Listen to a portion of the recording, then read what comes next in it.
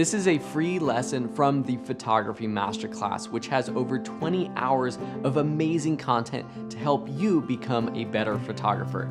And if you like this video and want to take better photos, click on the link in the description to get an amazing discount. In this lesson, you'll learn what ISO is and how it affects exposure.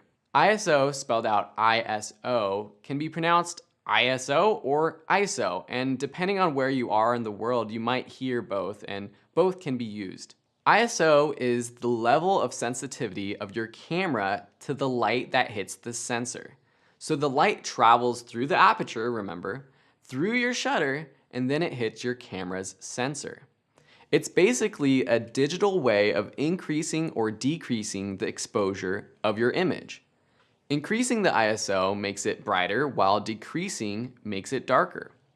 ISO options change depending on your camera, but usually start at 100 and go up by the power of 2. 100, 200, 400, 800, 3200, 6400, etc. Or even some cameras have them in between. Some newer cameras can go all the way up into the millions. Here we are with our same setup as before, and I'm at an ISO 100. By increasing the ISO, which on this camera I have to do so either with the touchscreen or going into the menu, I can show you that going up to 200 ISO increases the amount of light or increases the brightness of the image. We're not actually letting in more light, it's digitally enhancing the image to be brighter. So now at 3200 it's completely overexposed. Going back down, 800, 400, 200, 100, back to a relatively good exposure. So that's how ISO works. As you increase your ISO, you are doubling the sensitivity of your sensor. But increasing your ISO has some drawbacks because you are digitally enhancing your image. Increasing too much can lead to digital noise or grain in your image. So let's look at that in this quick demo. Here I'm going to take a shot at ISO 100. We're relatively well exposed, and when we zoom in on that, we probably won't see much digital noise or grain. But now I'm going to go up to an ISO, let's go all the way to 12,800, which is the max that this camera can go up to. Because I'm doing that, I'm going to have to compensate and adjust my shutter speed or my aperture to actually expose properly. And so now I'm going to snap another shot. And when we zoom in on those photos, you'll be able to tell that there is more digital noise and grain in the shot with the ISO at 12,800.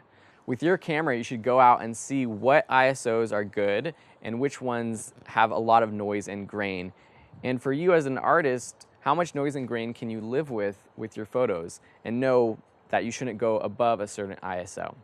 Typically, with most DSLR cameras, you shouldn't go past 1600 ISO. Some cameras, and especially some new mirrorless cameras, can go higher, but that's a general rule you can follow to know that if you push it past that, you're probably going to end up with some digital noise or grain. Some of the newest mirrorless cameras can practically shoot in the middle of the night. This is one of the best reasons to invest in a better camera, the ability to shoot in low light situations without having to use artificial lighting like flashes to expose. All right, so I just shot 3 of the same photo, more or less, with 3 different cameras. The X-T2 from Fuji, the Canon EOS Rebel T5i, and the Sony a7R III. And it's really interesting to compare the ISO and sort of the noise, digital noise that happens with each of these. We really pushed each of them all the way up to 12,800 ISO, which is extremely high, and typically I would never shoot at this ISO. Just looking through the images, it's pretty clear that the Canon EOS is struggling a little bit more at this ISO, which is understandable. It's a much more economical camera. The Fuji X-T2 did pretty well from all things that I can see. There is a little bit of noise, especially when you zoom in a little bit more. And then the Sony a7R III, which is a full frame camera, so it's going to do better in low light automatically. There's still some noise in there, but all things considered, it still looks pretty good. One thing you might hear is base ISO. What is base ISO? Base ISO is typically the lowest ISO number of the sensor on your camera that can produce the highest quality image without adding noise to the picture. Most modern cameras have a base of 100, so ideally you'd be shooting at ISO 100 to get the highest quality image. This might be different for your particular camera model, and you might have to do a little research to see what the best base ISO setting is on your model. However, it's not always possible to shoot at ISO 100 or the lowest level, especially when you're in a low light situation. So when should you increase your ISO?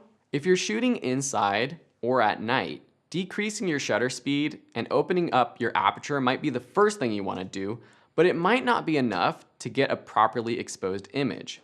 So in this situation, you may need to increase your ISO to just get a properly exposed image. But how do you balance all of these settings? How do you know when to change each one?